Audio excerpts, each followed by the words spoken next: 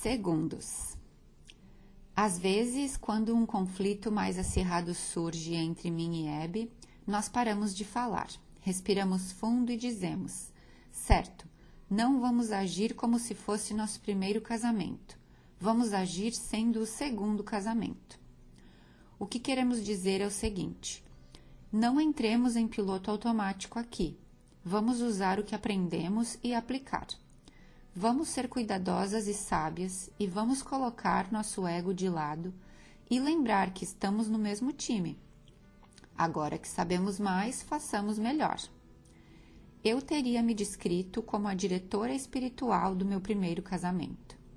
Ela tinha a visão do nosso roteiro e Craig estragou. Agora compreendo que isso acontece porque cada um tem seu próprio roteiro. Ninguém pode ser um ator coadjuvante na história de outra pessoa. Você pode fingir que sim, mas sempre vai haver subenredos que se desdobrando dentro de si. Eu sou muito controladora. Quero controlar as coisas. Isso acontece porque tenho medo. Tudo parece tão precário. Quando eu era mais nova, eu me fazia sentir mais segura controlando minha comida e o meu corpo. Ainda faço isso.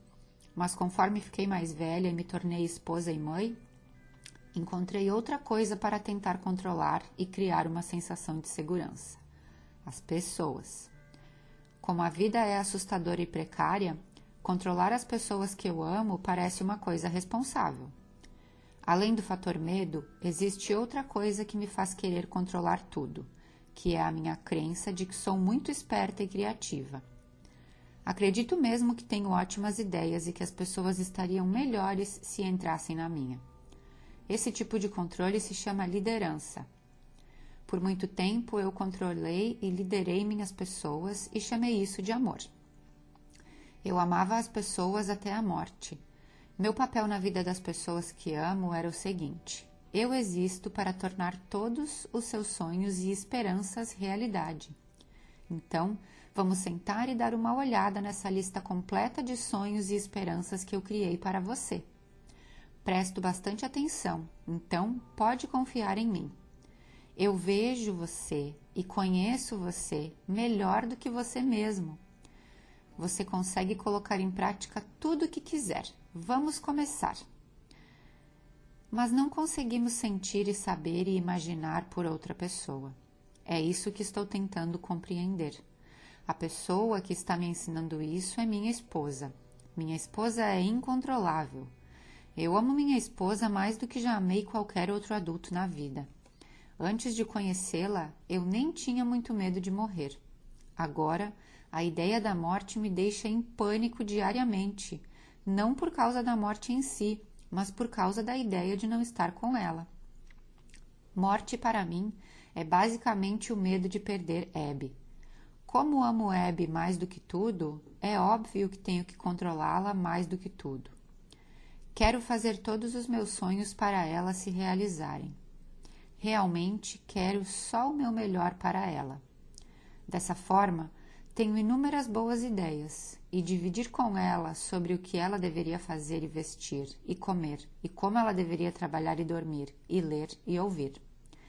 Mas toda vez que tento dividir minhas boas ideias, seja diretamente ou de forma disfarçada, ela de algum jeito percebe o que estou fazendo, me chama a atenção e categoricamente recusa minhas tentativas.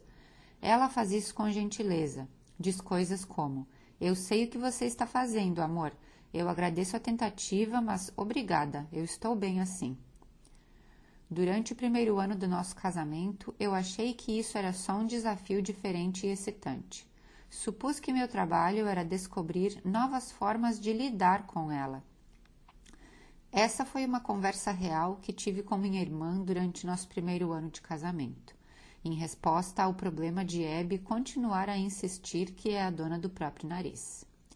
Eu dizia: certo, eu entendo, mas e se eu realmente souber com certeza que a minha ideia é melhor para ela do que a dela? Eu devo só fingir que acho a ideia dela boa? Devo só sorrir e deixar Abby tentar fazer o que pensou só para depois a gente usar a minha ideia quando a dela não funcionar? Quanto tempo vou ter que insistir nessa palhaçada? É um desperdício de tempo. Minha irmã disse: Meu Deus, certo? Se é assim que você tem que pensar nisso, Glennon, então tudo bem. Tente fazer assim. Tente fingir até conseguir. Então foi isso que eu fiz. Só sorri e fingi. Deixei que Abby liderasse, mas só porque essa era a minha estratégia de liderança disfarçada. Decidi que tentaríamos fazer as coisas do jeito dela por um tempo, até que nós duas vivêssemos à luz juntas. Por um ano inteiro, fomos espontâneas quando eu preferia ter um plano. Confiamos nas outras pessoas quando eu era cética. Nos arriscamos quando eu já tinha calculado que a nossa chance não era boa. Deixamos as crianças tentarem coisas em que eu tinha certeza de que falhariam e pelas quais nos culpariam para sempre. Nós vivemos por um tempo como se a vida fosse menos precária do que é, como se as pessoas fossem melhores do que são, como se nossos filhos fossem mais resistentes do que eu imaginava serem, e como se as coisas no geral se resolvessem. Era arriscado, ridículo e irresponsável. As coisas não se resolvem sozinhas. Eu resolvo as coisas. Eu resolvo as coisas e se eu não fizer isso, não existe resolução. Só existe caos. Respirei fundo muitas vezes e comecei a fazer yoga diariamente para lidar com a minha ansiedade.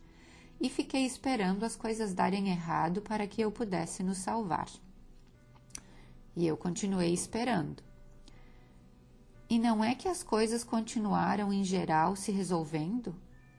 E não é que eu comecei a me sentir mais feliz? E não é que nossos filhos ficaram mais corajosos, mais gentis e mais relaxados? E não é que a nossa vida ficou mais bonita? Foi totalmente irritante, para ser bem sincera. Eu acho mesmo que seja possível que Abby tenha boas ideias. Estou começando a desaprender as coisas em que eu costumava acreditar sobre controle e amor. Agora, acho que talvez controle não seja a mesma coisa que amor. Acho que controle talvez seja o oposto de amor, porque o controle não deixa espaço para a confiança, e talvez amor sem confiança não seja amor afinal.